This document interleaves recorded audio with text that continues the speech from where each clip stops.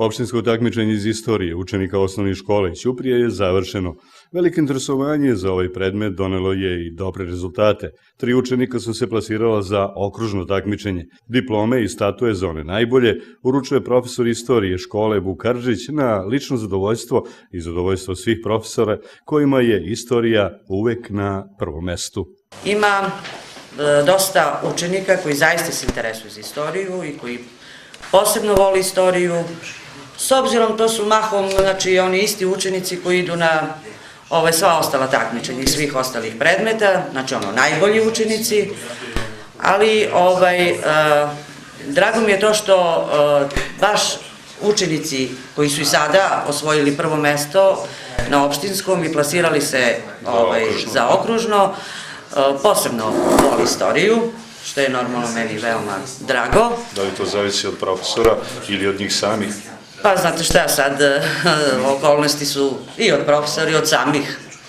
Normalno, možda i nešto u njima što zaista i vide kod profesora, vide u samoj toj nauci i tako da kad sve te kockice sklopimo, onda dobijemo jednu, znači, dobru decu koja zaista vole istoriju. Ovo su mladi istoričari sa osvojenim nagradama. Raduje činjenica da će i dalje raditi kako bi saznali što više. Od 5. razreda učim, zavolao sam je i tako je to krenulo. A tvoj rezultat na opštinskom takmičenju kakav je bio? Prvo mesto sam osvojio. Dobro, prvo mesto, tu ima određenih broj bodova. Koliko si osvojio? Od 40 ja sam imao 39. Jesi li se dugo pripremala za sve ovo? Pa i jesam. Da li učestvuješ i iz nekog drugog predmeta u takmičenju? Da, i srpskog jezika. Znači, srpski istorija, to je za Kristinu tako nešto što će te pratiti verovatno celog života. Nadam se. Da li ćeš se potruditi dalje i bavit ćeš se i dalje istorijom? Pa da. A pored toga čime se još baviš, šta te posebno interesuje?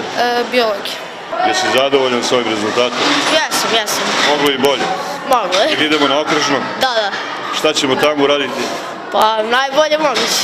Učenicima koji su se plasirali na okružno takmičenje želimo puno uspeha. Od njih se to i očekuje.